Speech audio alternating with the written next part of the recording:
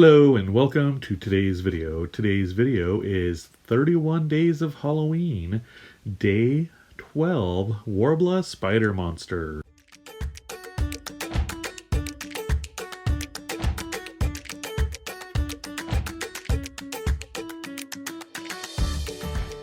If you'd like a piece of your Halloween artwork featured in my final 31 Days of Halloween video, please hashtag Andrew's 31 Days of Halloween 2019 on Instagram or email it to me at andrewschmidtclaycreations@gmail.com. I will put this information down in the description box below so you don't have to copy it off of the screen.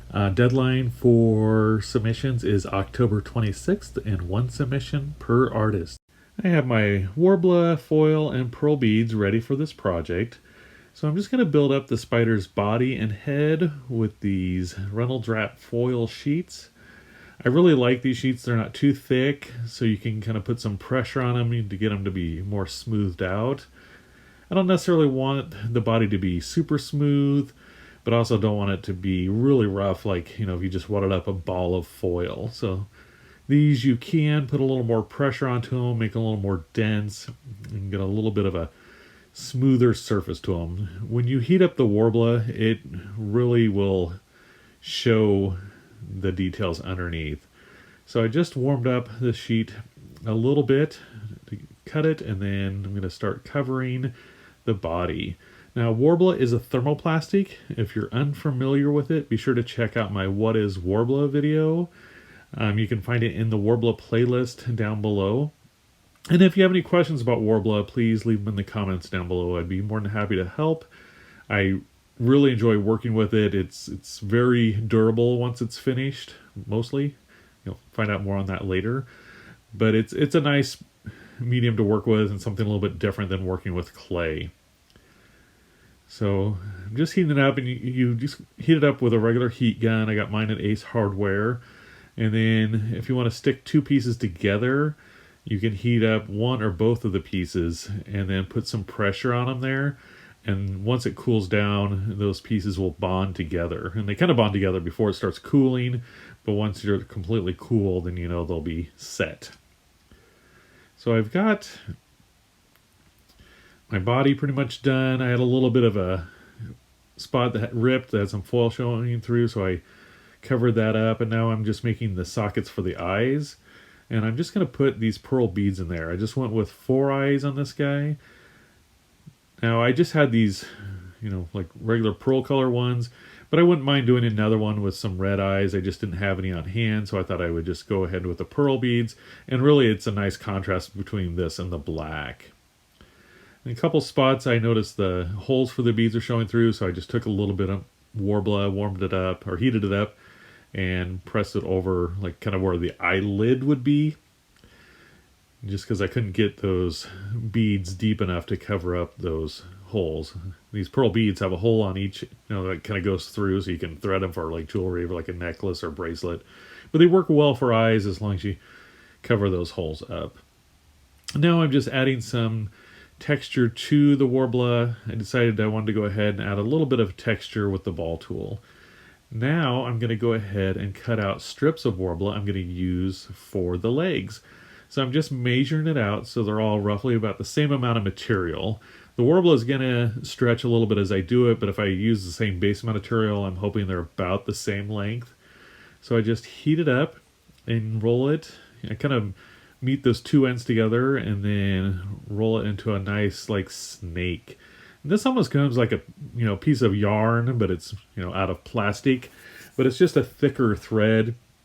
And once it's pretty flexible, but once you let it cool, it's going to be nice and straight. Which later I'm going to get into on how I'm doing the legs to have a little bit more form to them, so they're more shaped like spider legs. But right now I just want to get all these legs done. Just get them all about the same size. Get them nice and straight and let them cool. So now with that done, I can bring them down. I want to even out this one. That first one was a little bit off, so I just even that out. Now I've got all 8 of them. So what I decided to do is I wanted to be consistent of where the joints were, where these legs would bend. So I used my needle tool to mark it, and then I decided I would write those distances down, and then I could shape the first one. And once I have it shaped how I want, I'm going to let it cool. I thought this looked really good with the spider to go up and then over and then down and then angle out for the foot. So I set that one aside, and I'm going to go ahead and do each leg the same way. Now, since these aren't perfectly the same length, that extra space I have at the end for the foot does vary a little bit, but I wasn't going to worry about that too much. I could always trim those down, but instead of trying to get them all to be the same, I decided, well, they're going to go in order. So I'm going to try to match up about the same size foot in each spot. So if the first leg in the front on the left side would match the first leg in the front on the right side. And I thought that way, it makes sense that they're symmetrical, but they don't have to be the same as each leg on the spider. Hopefully that makes sense. So now I'm just going to heat up the body, and I'm going to attach the legs. I'm going to use the ball tool to make these little sockets for it, and I'm going to attach the legs into there. The problem you'd run into if you heat up the leg again is you can't just heat up one little area. I mean, you could try with a lighter. I haven't done that, or something similar. But I thought what I would do is just heat up the body, and then I could stick the legs into place. And you'll see these legs are pretty formed, but I mean, if you're heating up an area like on my desk, that heat's going to travel out and can affect the other pieces. So I'm just kind of trying to get these all situated how I want. I found this box that worked perfect for the height, so I could rest the spider on there and adjust these legs. And as they cool, they're going to be a lot more solid. And that back leg I had to reposition. So now while I'm letting him cool, I'm going to go ahead and sculpt these little fangs on the front of them. I don't know if they're actually like almost little arms type things on spiders, but they look kind of like these positionable fangs. I'm not a spider expert. I just kind of go with what I've seen. But also this is a spider monster, so he doesn't have to follow all the rules of being a spider. So I'm just doing these big fangs for him. I'm going to curve him a little bit, just add a little more like texture to him. Just wanted him to have some grooves in there and try to get them to match up as close to possible. They don't have to be perfect. Now I'm just going to heat up the back of the fang part and push it into the front of the spider. And then once that cools, those will be nice and solid on there. Now, one thing I did notice on my spider is where I put those legs in. I wasn't I don't want to say happy, but I was a little worried that those were not going to be solid enough. So I decided to cut little strips of Worbla, and I'm going to heat these up and put them where the leg meets the body, just to give it a little more support there. And then I'm just going to use my ball tool to push that in. So I'm just going to go and do that for each leg. And this part was kind of an added time-consuming part, but I really felt it was necessary. So I'll just finish these up. And now with that done, I'm going to go ahead and add some fur to my spider. So I've got this black fur. I think I got it at Hobby Lobby. Not for sure. It's been a while. I've had it for a while. I just picked it up and thought, I could use this for something. So I'm cutting off a piece to go on the back of my spider. I'm going to trim it down, and then I'm going to use some super glue gel to attach it to the spider. So I thought that would hold it in place really well.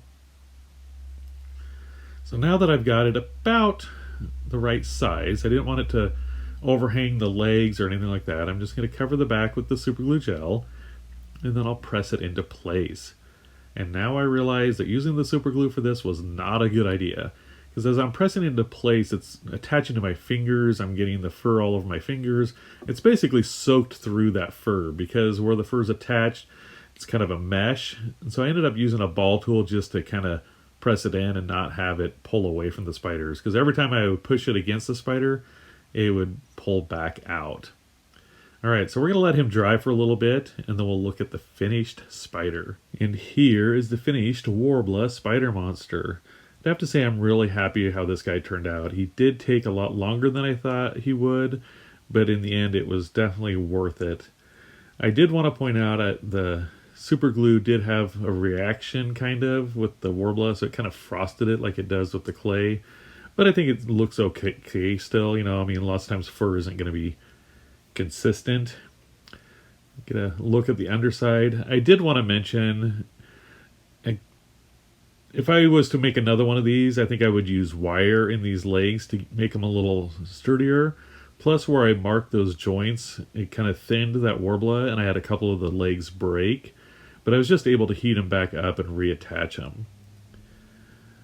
And like I said, he did take a lot longer than what I originally thought he would, even though I've never made one. You always just have this idea. I'm like, oh, I've been sculpting for 8 years. I know how long this is going to take, you know.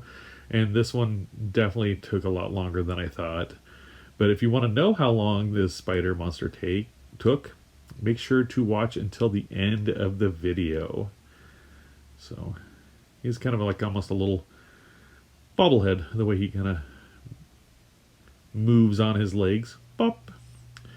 But anywho's, I hope you enjoyed today's video, and remember, never stop creating. Bye.